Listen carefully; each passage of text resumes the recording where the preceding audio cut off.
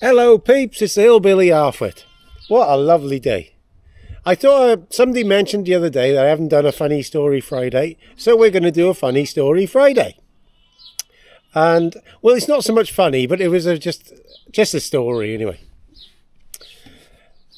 Years back when I was working with a firm doing farm sheds, we used to go to these places and sometimes they'd have the base flat. So if you were putting the steels up, it'd all be flat and level and you'd work off that. But sometimes you go to some places and it was basically on a hell of an angle like that. So then if you can imagine the building being put up on an angle like that and the legs on the one side, because you'd put the concrete in maybe in this case, and the one I'm talking about, we'd dug the foundations down in the field, down here, which were about 30 foot below where the other shed was up here. So they were down like that. So the legs on this one side of the shed were ginormous. So then they had to be shuttered up with concrete so they could get level. But when we started to put this shed up, we got the concrete in there, the footings. So when we put the steel up, I just had to bulldoze a bit of a track in with I think it was a JCB low door then, just to manage to try and get the steel up. It was a big shed. It was like probably 200 foot long one joining onto another one. And we're in over Pennant Way. And the nice old farmer as they were bloody hell. When we were there, it was really bad weather. So we'd put the steel up. So we'd put these stanchions up and they put the steel up, the A-frames like that. So what you do is you put the first A-frame up, you put the first steels up and bolt them upright. And then you cut the A-frame together and then you bolt it to the shed here. And then you bolt it to the steel you put in. And then you put in like long ratchet straps, one from each side, and tighten them up to hold that one so it doesn't move, if you see what I mean, so it stays level and the shed doesn't fall over. So we'd done that and we were just doing the shed, and it was very awkward because you could only travel in the middle where they'd put this little track. Otherwise it was hellish steep everywhere. So we'd managed some shape to put these steels up, and it was a hell of a drop to one side. So that was done, and it was snowing and blowing. Oh my God. And we didn't have any cordless tools then. It was all, you had to use an extension cable. So we'd managed to put these purlins up then. So that's the timber bits in between the A-frames. So they go the full width of the shed. You hundreds of them things. So what we used to do was to put the purlins on, and then you used to go climb on the steel like a monkey and drill through the wood, through the hole in the steel, and then knock a pin through and bolt it up. That's what we used to do. So this was like a 150 foot long shed. Oh, I wouldn't like to say how many of them things, there were hundreds. So we put up,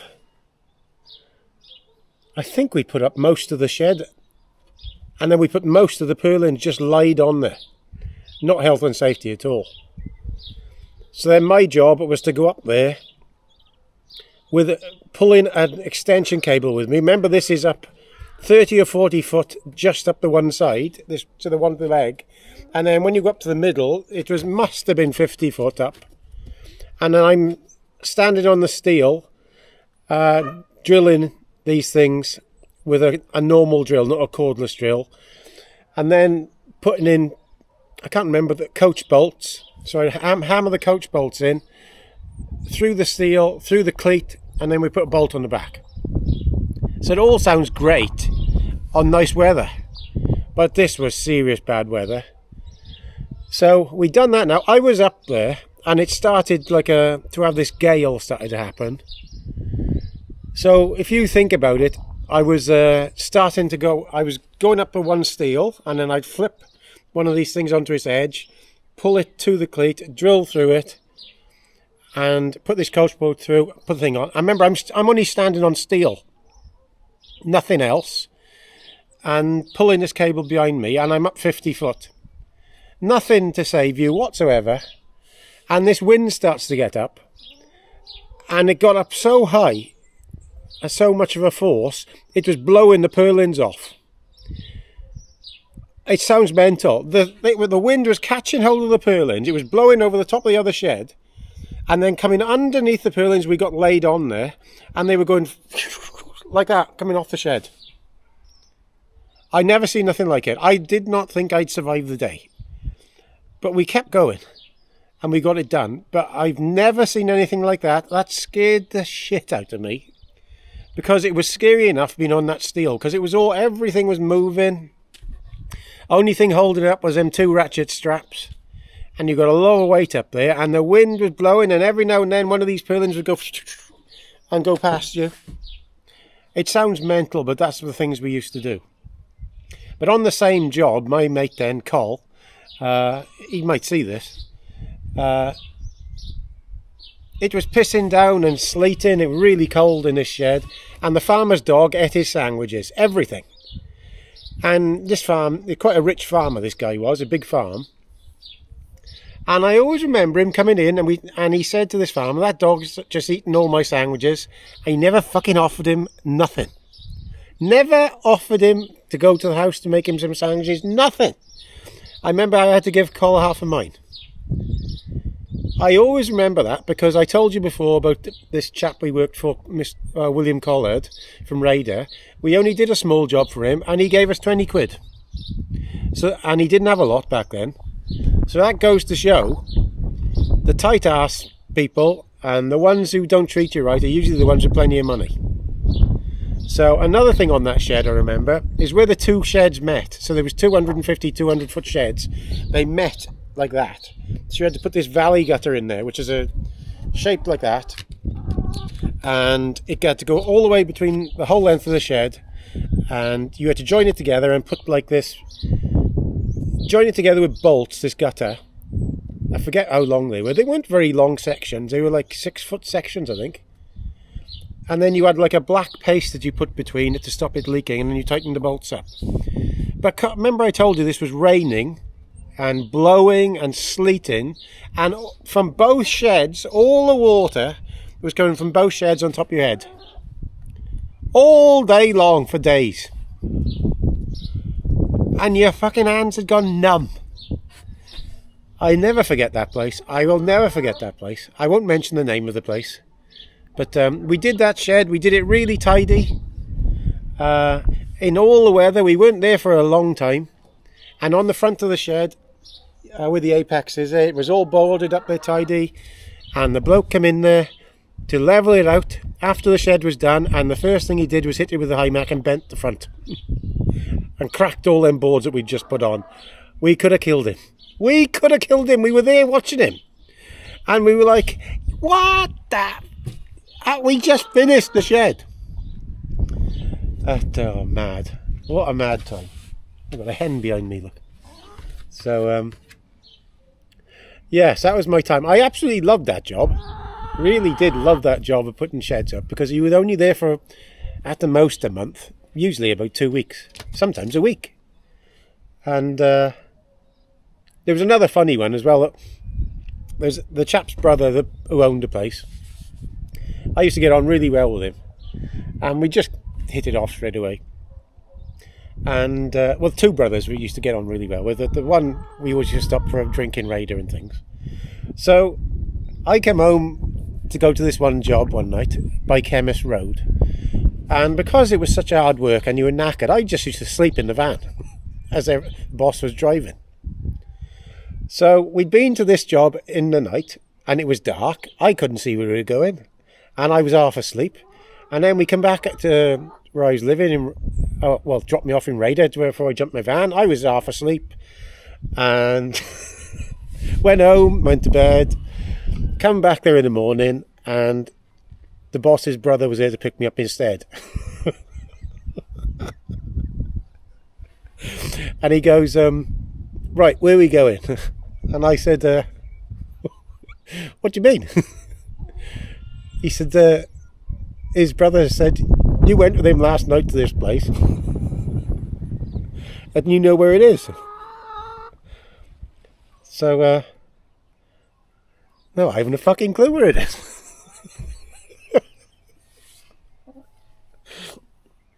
So we travelled all the way to Newtown, and we were going up towards Chemist Road. And that's when he'd asked me, where is this place? I thought he knew where he was going. So, I was still hungover or something from the night before. And I said, I've no idea. I was asleep. And he said, well, you must know where you went last night. I said, it was pitch black. So we were stopped on the road, and this guy came past with a bike, and I rolled the window down and I said, have you any idea where Chemist Road is?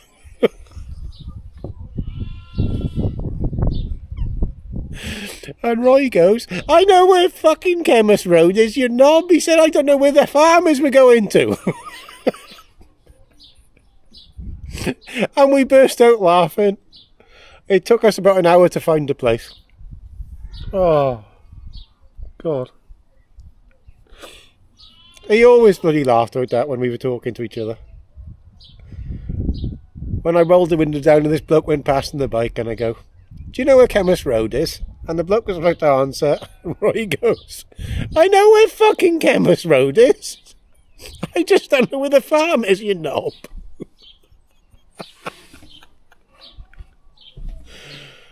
Oh, God, we used to have some fun. It was very hard work. Another one, I remember, up by Newtown. We were doing putting a shed on a big place there called Red House, I think it was, Bread House. And we'd done quite a few sheds there. We'd done this one shed, and that was rough weather again. And they wanted some pens outside. So I was on top of the roof, putting tet screws in to keep the sheets on, because we put them in and hammered a few in to keep them there. And then I went up and I did them all. But it was so rough then again, I had to lie on the roof and not get blown off, because the wind was coming over and trying to push you off. And it was raining sideways. And I always remember my boss. I looked at myself. I'm pretty dull. But they had some RSJs outside where this handling system was for the cattle. And it needed some hinges welded on. And he goes to me, he goes, go and weld them hinges. And I said, I'm not going out to weld them fucking hinges in this weather. It's pissing down. And he said, why not? I said, well, you're standing in water. You're going to earth yourself, man. He said, go on, don't get it. I said, I'm not fucking doing it, and that's the end of it. You go and do it. So we had a big old Jenny then, welder, and he went out there, and I remember him, he'd wrapped paper around the thing that was holding the arc welder rod, and he was stood in a puddle up over his shoes going like that, welding to this RSJ, and you could see him going like that every time. He was getting electrocuted every time. He's welded this hinge, and he carried on until he got it done, and he looked like he'd been in a scrap. He was literally going... I never seen anything like it. I just stood there and shook my head. I said, I could not believe it. But, boy, sometimes. And then there was another one. I shouldn't say all these at once. I should save them for one at a time, but I can't. When I first started, my first week with him, we went to Knighton, and there's a place called Teen Valley Tractors. And right opposite that, there's a shed that we ended up putting a roof on. Putting a shed up. Did they put the whole shed up or just the roof on? I forget. But anyway, we went there, and I hadn't been on a roof before. Not like that. And there was 4 of us there. And it needed... Yeah, it had steel had been put up, but it needed roofing. And on the one side, there was a big drop of about 50 foot to a river. And it was in the middle of winter. And everything had frozen. So it was literally freezing all day long there. So once you start putting the sheets up, nobody could stand on the sheets. You could not stand on them. So we went home. And we came the next day. And he said, we've got to work today, we've got to get this fucking done. So, one of the lads had fell off a ladder the day before, slipped and hurt himself as well, if I remember correctly. So we came the next day, he said, we've got to get this sorted. So we went there this next time now, and some of the sheets are on, sort of quarter of the roof. And when he went up there, it was just frost, complete frost. And there's no way. And I wasn't much good on a roof, to be honest, then. And I just think to myself, we're going to get killed, yeah? So he tried to stand there. We tried to put a few sheets on. Bloody hell, he about went off into the river. So then he went off to the garage and got some inner tubes from the garage, cut the inner tubes, put them round his feet over his shoes, and tried that. That wouldn't bloody work. It's sliding down the roof, and you didn't even have a gutter on to stop you going to the river. So then he went to the supermarket and got some salt and started chucking salt on the roof. And that made it like an ice ring worse. So what happened in the end was we had a scaffolding board with a rope on it. And I was on the one end of the building holding that scaffolding board. So if you can imagine, over top of the building like that onto the other side. And they were standing on that plank to put that bit of timber on, to put that sheet on. And then we'd do a couple there and then we'd flip it round. It was mad, absolutely mental. And I went home that first week thinking, I'm not going to survive the week, yeah? This is the maddest thing. There was no health and safety, nothing. It was the maddest thing I'd ever seen. But there we are. I enjoyed every minute of it. I absolutely enjoyed every minute of it. And I'm not complaining about it at all. Because them things make you realise what a hard job is. I've got to be honest, that was a serious hard job, but I enjoyed it. So, over and out. Please subscribe. All the best. Yes. Ta-da!